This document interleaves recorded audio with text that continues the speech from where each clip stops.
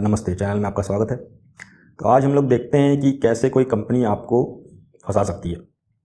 ठीक है, मतलब कि अगर आप उसके फाइनेंशियल फिगर्स को देखेंगे तो आपको लगेगा कि काफ़ी अच्छा वैल्यूएशन है, काफ़ी चीप वैल्यूएशन है, सेल्स बढ़ रहा है, आरओई अच्छा है, प्राइस अर्निंग्स काफ़ी लो है, पर इवेंचुअली कैसे वो एक वैल्यू ट्रैप साबित हो सकती है। तो इसको हम लोग देखते हैं एक एग्जाम्पल के हेल्प से। तो हम लोग एग्जाम्पल लेंगे ओसवाल पंप्स का, जो कि एक पंप बनाने वाली कंपनी है और ये सबमर्सिबल पंप्स बनाती है जो कि पानी के नीचे रह के पानी ऊपर फेंकता है, तो उससे फार्मर्स को हेल्प हो जाता है। और सरकार कुछ साल पहले एक पीएम कुसुम योजना लेके आई थी। तो इस योजना के अंडर सरकार एक लिस्ट निकालती है फार्मर्स का, जिनके पास फर्टाइल लैंड है या फिर जो पानी के पास हैं, बोरवेल है, तो उनको ये पंप काम में आएगा। जिनके पास बंजर ज़मीन है उनका यहाँ पे कोई इज्जत नहीं है।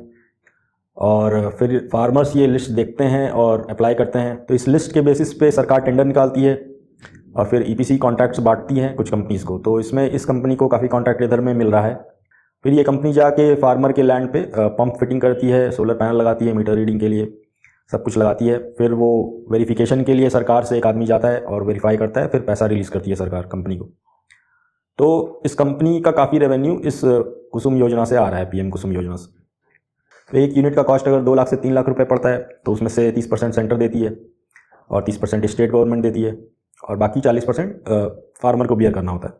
तो इसमें से फार्मर 10% अपना पॉकेट से दे देता है और बाकी बैंक फाइनेंस कर देती है। झारखंड में तो 6% तक देना होता है फार्मर को। और मोस्टली ये योजना अभी हरियाणा और महाराष्ट्र में चल रहा है।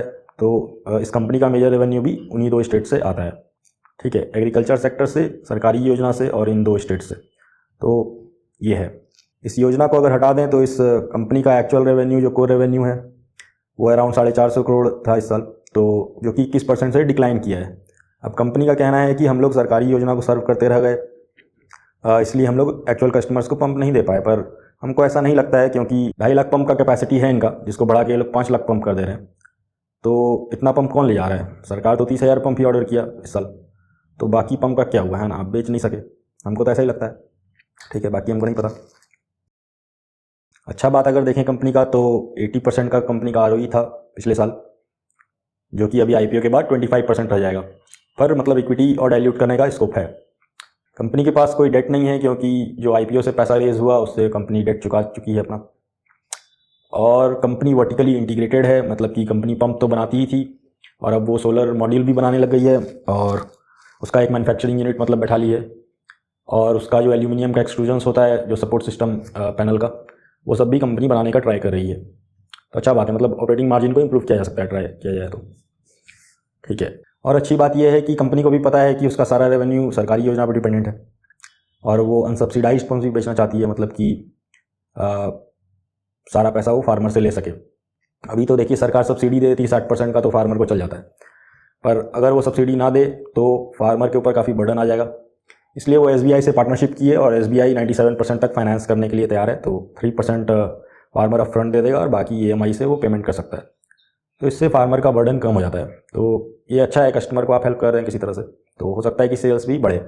ठीक है, और अच्छी बात यह है कि कंपनी कुछ अलग अलग टाइप्स के पंप्स भी बना रही है ताकि वो अपना रेवेन्यू और दूसरे सोर्स से बढ़ा सके, जैसे कि सेंट्रीफ्यूगल पंप्स और कुछ प्रेशर पंप्स है। तो ये सब अभी R&D में है, जो कि अभी बना नहीं है, पर ठीक है, ट्राई कर रही है कि वो अर्बन एरियाज़ और इंस्टीट्यूशंस को और अच्छे से सर्व कर सके उनका रिक्वायरमेंट्स।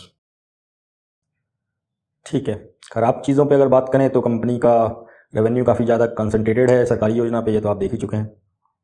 और सरकारी योजना कभी भी जा सकता है या फिर उसका बजट कम किया जा सकता है। मतलब कि हो सकता है सरकार को किसी दिन ऐसा लगे कि भाई बहुत पंप लगवा लिए, अब फार्मर को किसी और तरीक़ा से हेल्प करेंगे या फिर किसी और को हेल्प करेंगे, इतना बड़ा देश है ना। और योजना जिस तरह से चेंज हो सकता है उस तरह से सरकार भी चेंज हो सकता है अगले इलेक्शन में। और हो सकता है कि जो नई सरकार आए उसको लगे कि भाई बहुत फालतू खर्चा हो रहा है इस योजना में, तो इसको हटा दिया जाए। तो ये दिक्कत है। और इनके रेवेन्यू पे बात करें तो इनका कोर रेवेन्यू अराउंड 400 करोड़ का ही है, जो कि 21% से डिक्लाइन किया है। इसमें इंस्टीट्यूशंस कॉर्पोरेट्स का थोड़ा बढ़ा है 10% से, पर बाकी रिटेल विटेल सब गिरा है।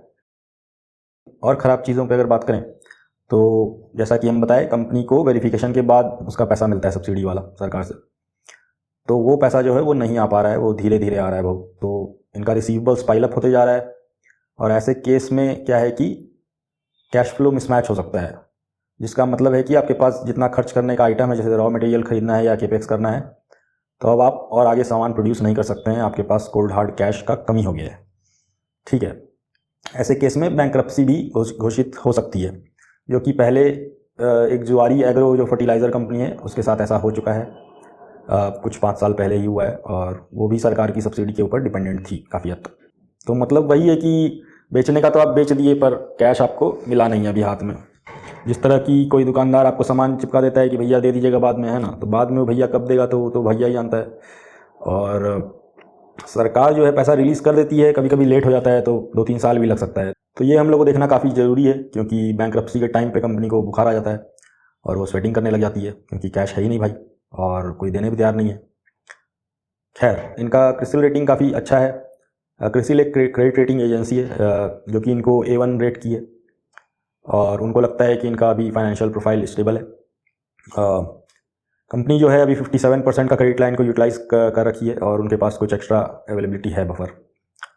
तो कैश क्रंच होना नहीं चाहिए आई गेस, पर और इनके पास इक्विटी तो डाइल्यूट करने का ऑप्शन है ही। वैल्यूएशन पे आते हैं। वैल्यूएशन का अगर बात करें तो करंट रेवेन्यू के हिसाब से तो फेयरली वैल्यूड बोलेंगे, क्योंकि आपको अगर पी होल्ड कर जाता है, मतलब 13 का भी है, तो वो अगर होल्ड कर गया 5-7 साल और सेल्स 20% से बढ़ते रहा, तो आपको 20% का केगर मिल जाएगा। 20% अच्छा केगर है, पर रिस्क हम लोग का ज़्यादा है, तो हम तो बोलेंगे कि आप 30% केगर के लिए खेलिए कम से कम। हम तो खैर इससे दूर रहेंगे, मतलब रिस्क बहुत ज़्यादा है, लेकिन अगर आपको खेलना ही है तो 30% केगर के लिए खेलिए। मतलब कि अराउंड 3000 करोड़ का वैल्यूएशन आप दे सकते हैं इसको 30% केगर के लिए। अगर सब कुछ बढ़िया चलते रहा तब आपको 30% इसमें मिल पाएगा, मे बी, जो कि अराउंड 260 280 स्टॉक प्राइस होगा।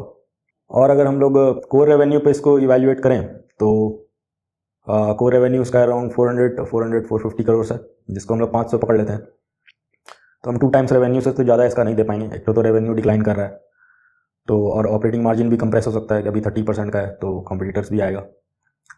तो ये सब है।